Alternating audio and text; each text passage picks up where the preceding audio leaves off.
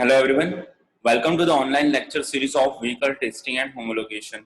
I am Milan Trivedi, Professor at LG Institute of Engineering and Technology. So let us begin with the second chapter of Vehicle Testing and Homologation, that is Engine, Fuel System and Emission Testing. Up till now in the first chapter we had gone through the definition of homologation and we understood that the testing is required in order to put the vehicle into the market, right? Now from the second chapter onwards, we are going to discuss which are the tests we need to perform on the vehicle, right? But in order to understand even the test, first of all, we need to understand which are the different basic measurements of the test. The first one is the speed. We need to check the revolution per minute of the engine. We can easily check this with the help of different kinds of tachometer. The second aspect, which is most important, and it is an area of concern to most of the customer also, that is the fuel consumption, right? We can check the fuel consumption with the help of two different methods, that is volumetric and gravimetric. We are going to see that in detail in our chapter. The third aspect is the amount of air which is utilizing or the amount of air which is consumed by the engine. We can check this air consumption with the help of airbox method. The fourth aspect, that is the smoke density, the amount of smoke present in the exhaust gas. This can be easily checked with the help of different kinds of smoke meter. We will see that in detail. The next aspect is brake horsepower, indicated horsepower, and the friction power. For that, we need to understand the function of dynamometer. We will see the four different types of dynamometer in detail. The next one is the heat going to the cooling water and the heat going to the exhaust. This can be easily checked with the help of different kinds of sensor nowadays. So these two topics are not in detail in our curriculum. The last one, that is the exhaust gas analysis. That is the amount of present of carbon monoxide, NOx, carbon dioxide, hydrocarbons, etc. in the exhaust gas. We need to check the level of all different gases in the exhaust gas. Okay. Before even beginning to understand the different kind of test, let me first of all elaborate the difference between the laboratory test and the real test condition, right? Now, the real test condition result will always be lower as compared to the laboratory test result. That means if the mileage of vehicle in the laboratory is shown 25, then might in the real world scenario will get around 21 to 22, right? So always this mileage is less. That's why if you had taken brochure of any of the vehicle, then they shows ARAI mileage, means that mileage is being checked by ARAI agency and that is showing this result. But in that particular result, they are doing asterisk or star mark about that particular value. That star mark is actually indicating that this result is achieved under the ideal state condition, right? Always in the real world scenario, mileage would be less, right? We will get the less mileage. What is the reason for that? The common reasons I had written below, that the first reason can be the effect of ambient condition, means the environmental condition is different in both scenario, that is affecting. For example, in winter we face the problem of cold starting. Now cold starting will consume more fuel, so obviously the efficiency would be less. The second aspect can be the auxiliary usage, means the wind wipers if you are using, the music system you are using, the air conditioning you are using, that will affect the mileage part, obviously, right? So this usage will actually decrease the mileage. The third aspect, that is the passenger weight. In the laboratory test condition, we are just utilizing the ideal weight, while in the real world scenario, if more passenger is add on, then it will decrease the efficiency. It has been said that adding every 100 kg of weight, that is decreasing the mileage to about 20%, right?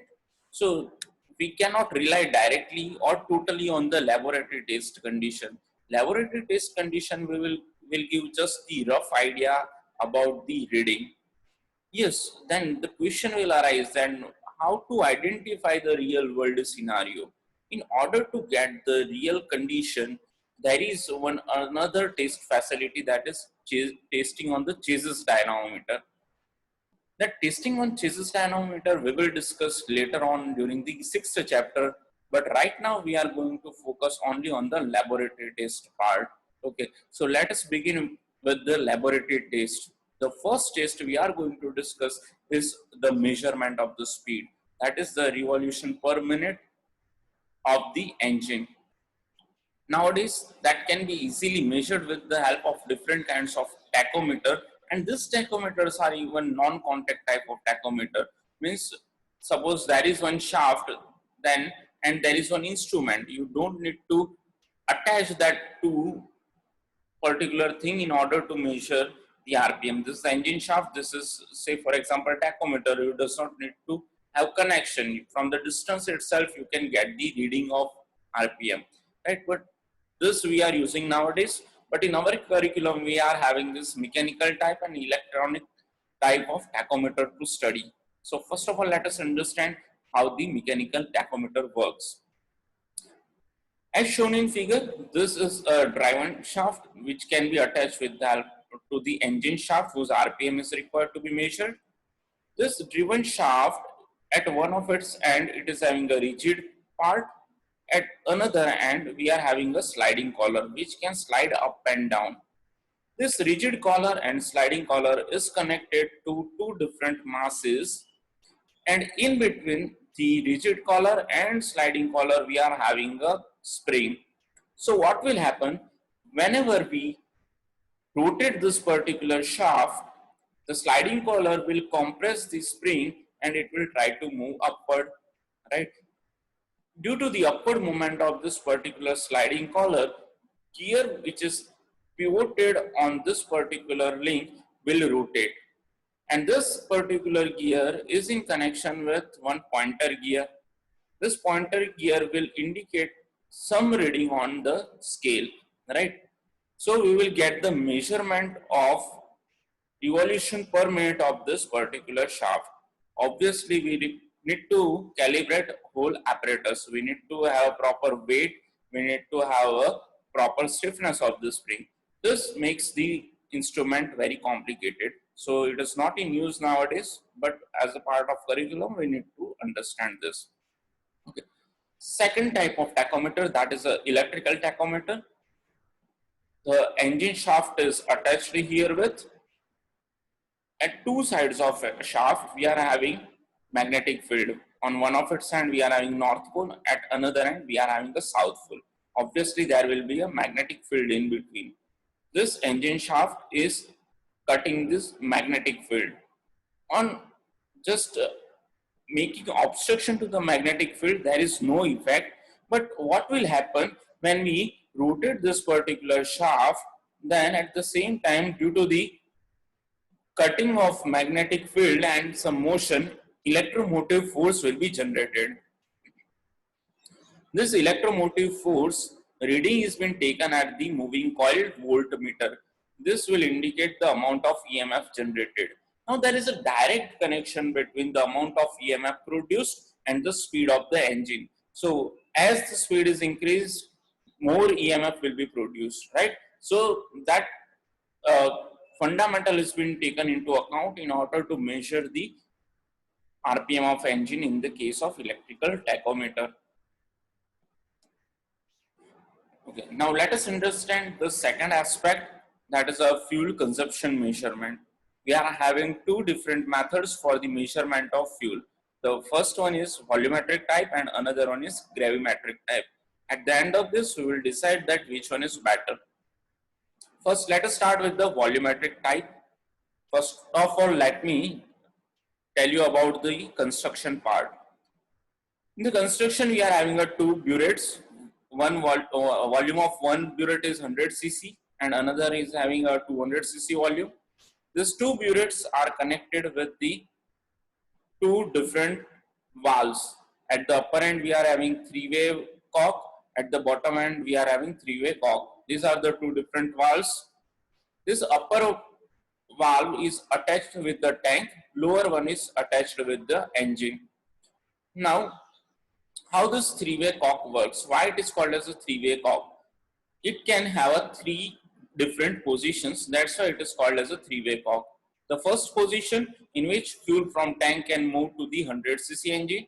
In the second position, fuel from tank can go towards the 200cc. And in the third position, it can neither go towards 100cc nor towards 200cc. Right? Same way, the bottom valve works. The fuel from 100cc can be taken to the engine in the first position. In the second position, fuel from 200cc can be taken to the engine. And in the third position, neither from 100cc nor from 200cc can go towards the engine part. Right? So this is all about the construction part. Now let us understand how does it works. Right? In order to start with the experiment, first of all, what we are doing is we are filling this 100cc burette. We will adjust this valve in such a way that it will fill up this 100cc burette. Once this 100cc part is full, then we will shift the cock to fill towards the 200cc part. But at the same time, at the lower section, what we will start, we will adjust the bottom cock in such a way that 100cc fuel will move towards the engine part. And at the same time, we will record the time to finish up this 100cc amount of fuel. That is the one cycle. Now, at the same time, what is happening? 200cc area is also filled now. Now we will shift this three-way cock in such a way that it will fill 100cc burette, right? And this bottom three-way cock will be adjusted in such a way that 200cc fuel will be filled towards the engine part, right? And we will record the time to complete this 200cc of fuel. So we are having a two different reading right now.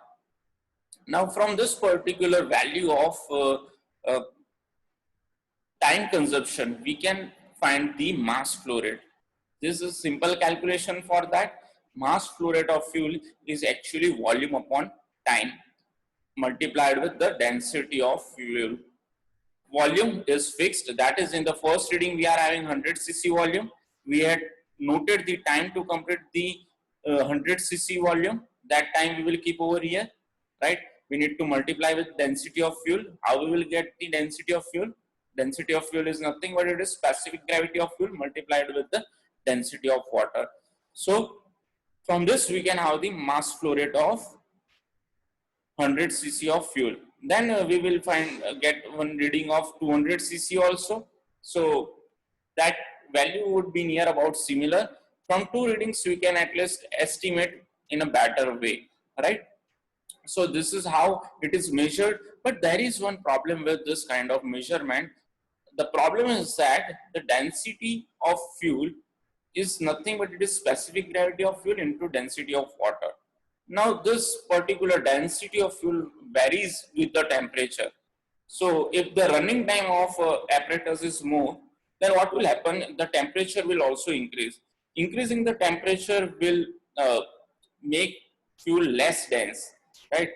Less dense means it will flow more, right? So we will not get the accurate reading. Right? So in order to have proper reading with the help of volumetric type of measurement, one thing is required, that is ideal state of temperature, right? And that is not possible. So this is not that much appropriate method. The second method of fuel consumption is through the gravimetric, where we directly measures the mass of the fuel which is going to the engine. Instead of doing all this calculation, we will directly find out the mass and we will record that how much time is taken to consume that particular mass. Okay, so first of all, let us understand the setup. Setup is such: one tank is there. This line is going towards the engine. Through valve B, it is going to the flask. Flask is kept on a weighing machine, so we can measure the amount of fuel present in the flask. Okay.